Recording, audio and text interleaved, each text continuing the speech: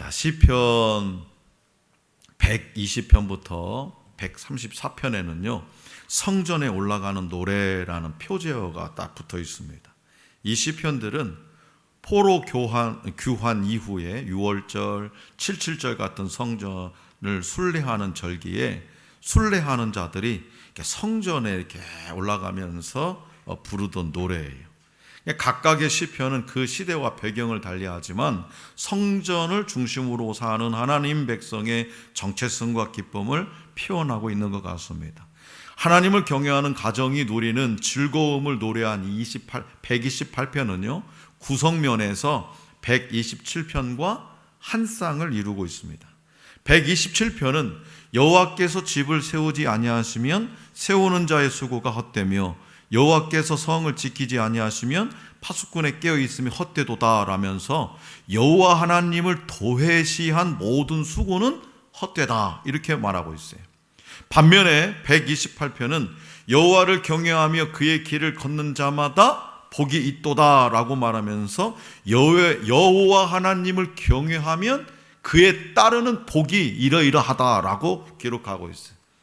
그러니까 127편에서 하나님의 자녀의 출산과 다산의 유익을 노래했다면 128편은 탄탄히 세워진 가정에 초점을 맞추고 있습니다.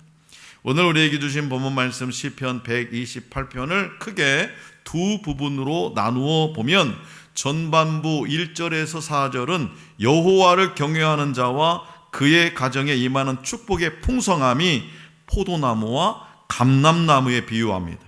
후반부 5절에서 6절은 여호와를 경외하는 자의 복이 개인 차원을 넘어서 그 후손과 국가에까지 이르게 될 것임을 선포하고 있습니다.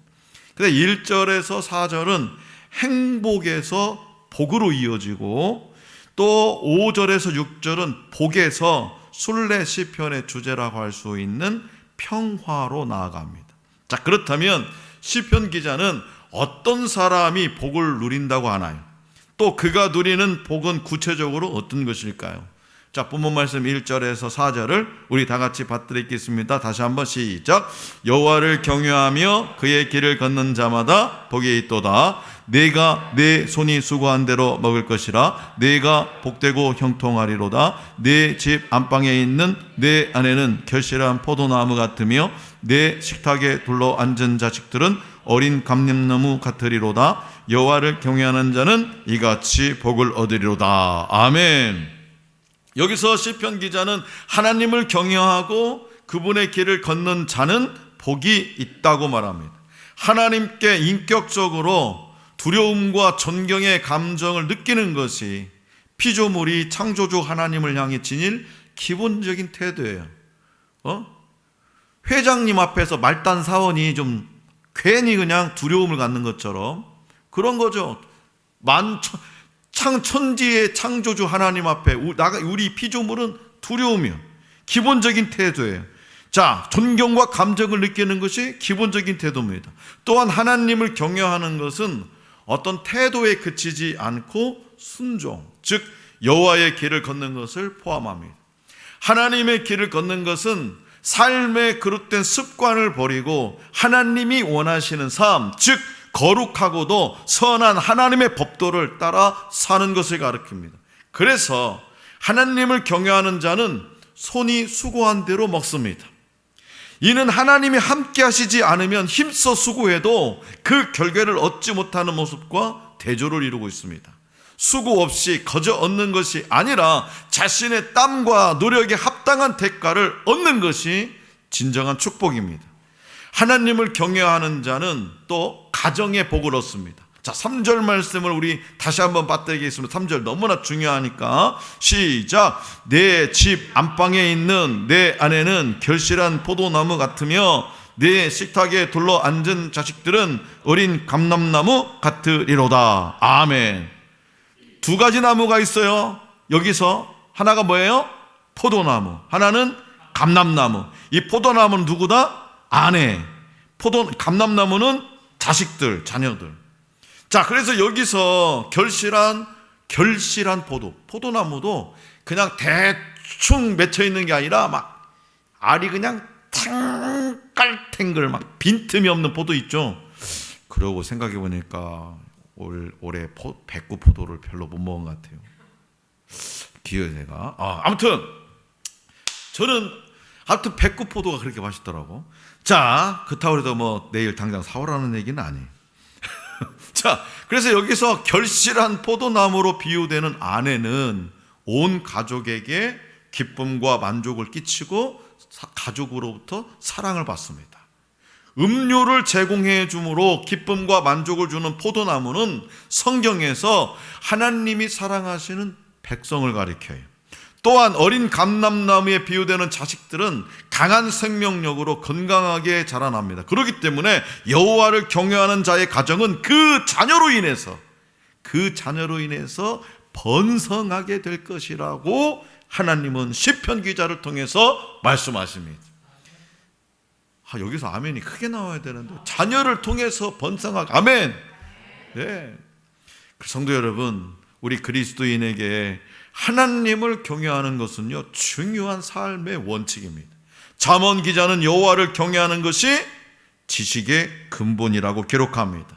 또한 모세는 이스라엘아, 내 하나님 여호와께서 네게 요구하시는 것이 무엇이냐? 곧 내 하나님 여호와를 경외하여 그의 모든 도를 행하고 그를 사랑하며 마음을 다하고 뜻을 다하여 내 하나님 여호와를 섬기고 라고 말하고 있어요. 하나님을 경외하는 것은 그분의 말씀에 순종하는 것과 연결됩니다. 그래서 참된 성도는 비록 인간의 이성으로 이해되지 않아도, 내 상식적으로 경험적으로 이해되지 않아도 하나님 말씀이기에 온전히 순종합니다. 하나님을 경외하지 않으면 자기 기준대로, 자기 제멋대로, 자기 잘난 대로 살기가 너무나 쉽습니다. 그러나 하나님을 두려워하면 죄와 타협하거나 물들지 않도록 노력하게 되고, 하나님 말씀을 자신의 삶의 기준으로 강하게 붙잡게 된다는 거죠. 성경의 인물들 중에는요, 노아, 아브라함, 요셉, 오바댜, 느헤미야, 욥 등이 하나님을 경외함으로 하나님께 귀하게 쓰임을 받았습니다. 하나님은 그분을 경외하는 이들의 삶을 반드시 지켜주십니다. 하나님은 그들의 수고에 보상해 주시고요, 매사에 은혜의 결실을 채워주십니다. 그것이 하나님의 자녀들이 누리는 복입니다. 시편 기자는 본문 말씀 5절에서 이렇게 기원을 하죠. 우리 다 같이 5절 시작. 여호와께서 시온에서 내게 복을 주실지어다. 너는 평생에 예루살렘의 번영을 보며. 아멘. 여기서 시온은 하나님이 임재하시는 성전이 있는 곳이에요.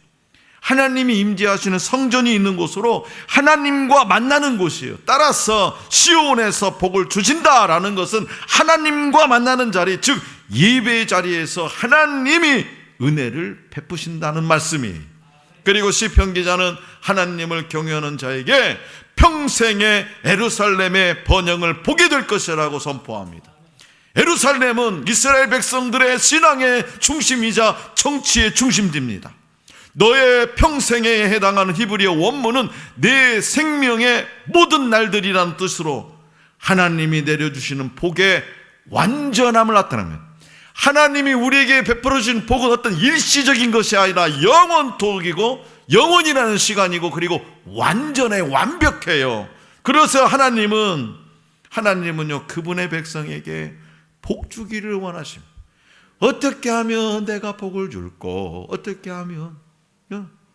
그렇게 복 주기를 원하시는 분. 그래서 하나님을 경외하는 자가 받는 복은 뭐냐? 개인을 넘어서 공동체 전체에 이르는 거예요. 우리 하늘 소망교회에 오늘 임직하는 우리 초대 장로님들이 하나님을 경외함으로 복의 사람이 되면, 하나님으로부터 복 받으면 그 복이 어디로 철철 넘친다? 교회로, 또 교회에서 세상으로 넘치게 되어 있다는 거예요. 얼마나 중요하냐고요. 내가 복 받고 나만 끝나는 게 아니에요. 그런데 귀신들이나 무당들이나 점쟁이들은 뭐예요? 너만 복 받으라는 거예요. 나만 복 받게 해달라는 거예요. 그런데 하나님의 복은 나를 넘어서 공동체로 세상으로 저 열방을 향해서 펼쳐져 나간다는 거예요. 본문 말씀 6절에 내 자식의 자식을 볼지어다 라는 말은 장수의 복을 누리며 가족이 창대하게 됨을 지속적으로 맛보게 될 것이라는 의미입니다. 의미예요. 나는 여기서 내가 하나님을 섬기는 이유가 여러 가지 있지만 여기에 내가 다 꽂힌 거예요. 야, 하나님만 잘 섬기면 그래 내가 120살까지 살 수 있겠구나. 할렐루야. 가족이 창대하게 됨을, 우리의 가족이 창대하게 됨을 지속적으로 맛보게 될 것이라는 그런 의미입니다. 그리고 시편 기자는 본문 말씀 6절에서 이스라엘에게 평강이 있기를 기원하는 것으로 마무리합니다. 한 사람의 미래는요, 자신의 삶을 넘어서 그가 속한 공동체의 미래와 연결이 되고 있습니다. 하나님을 의지하고 순종하는 자에게 임하는 복은 개인과 가정과 공동체까지 확대된다는 사실을 우리 마음속에 깊이 새겨두시길 바랍니다. 모든 사람은요, 복을 추구하며 또 나아가 복 받기를 원합니다. 중요한 것은 그 복이 어디서 누구로부터 오는지를 아는 거예요. 어디서 누구로부터. 성도 여러분, 하나님은요 만복의 근원이시고요, 만복의 은혜와 평강을 베푸시는 분입니다. 하나님을 경외하는 자는 그분을 예배하는 자리에서 축복을 경험합니다.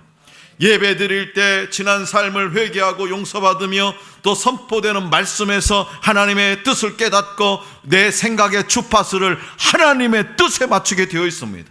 하나님의 용서를 통해서 우리의 영혼의 치유와 위로를 얻게 됩니다.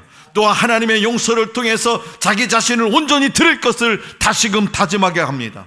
예배의 자리는요, 오늘 이렇게 드려드리는 이 예배의 자리는 이렇듯 하나님의 축복이 임하는 자리예요. 예배의 자리는요, 우리의 상하고 찢긴 삶을 고치고 싸매는 자리입니다.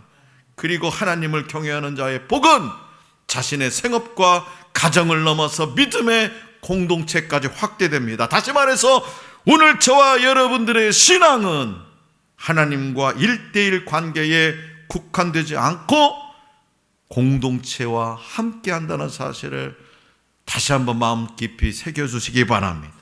하나님은요, 아브라함에게 복을 주시고 어떻게 했습니까? 그를 열방의 복의 근원으로 삼으셨어요. 경건한 한 사람은 자신뿐만 아니라 공동체 전체를 부유하게 하는 복의 통로가 됩니다. 아버지가 가정 안에서 신실하게 하나님을 경외하면 그 가정이 복을 받게 돼 있다는 거예요. 그 가정의 복이 이웃을 넘어서 공동체 삶의 자리에까지 확대된다는 겁니다. 미국의 아서 디마스라는 장로님이 계셨대요. 이 디마스 장로님에게는 성공한 사업가가 되어서 선교와 지역사회를 위해서 많은 도움을 주고 싶은 그런 꿈이 있었어요.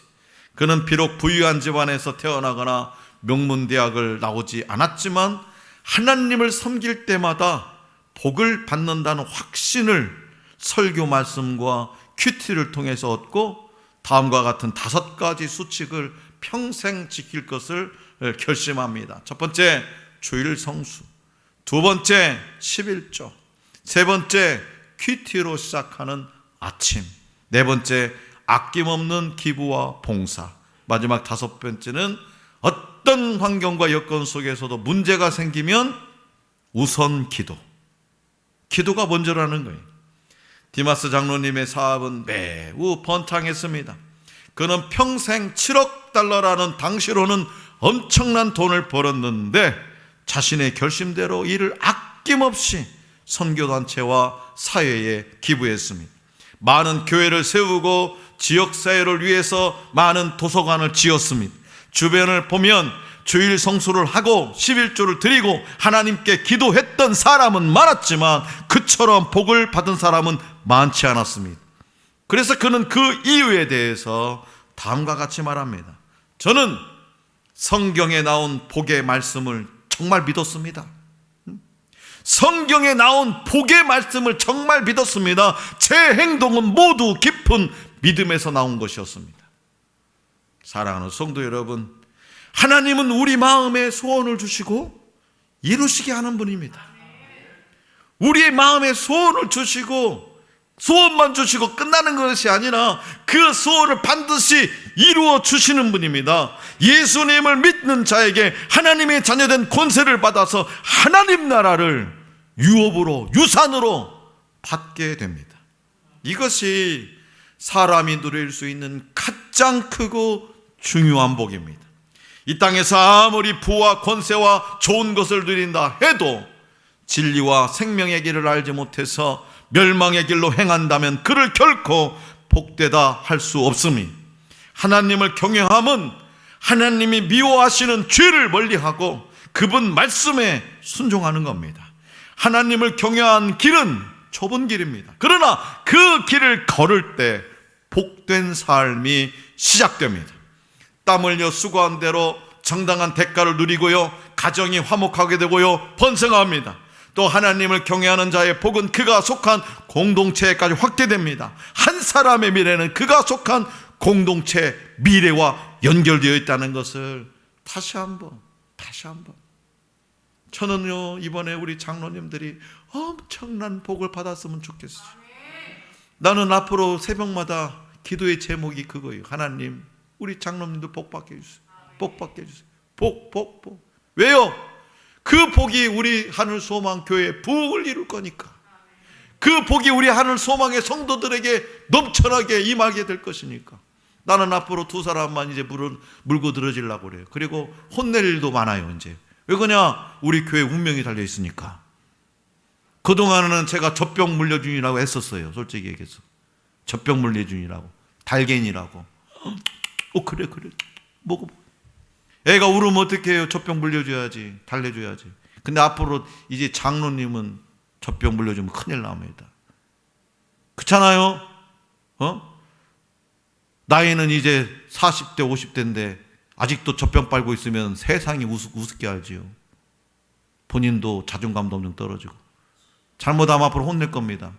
저는 여러분 앞에 선포합니다. 미리. 그렇다고 해서 회초리는 들지 않고 차근차근. 왜요? 우리 교회의 미래가 달려있어요. 다음 세대들, 우리 하늘소망교회 청소년들, 청년들의 미래가 두 분 장로님에게 달려있어요. 그래서 그래요. 교회에 임하는 은총과 나라의 평안은 하나님을 경외하는 한 사람으로부터 비롯된다는 거예요. 성도는 만복의 근원 대신 하나님을 기억하고 그분을 향한 예배의 자리로 진실하게 나아가야 됩니다. 그러므로 고난 속에서도 하나님을 경외하는 마음으로 최선을 다해서 모든 일을 행하는 우리 모두가 될 수 있기를 원합니다.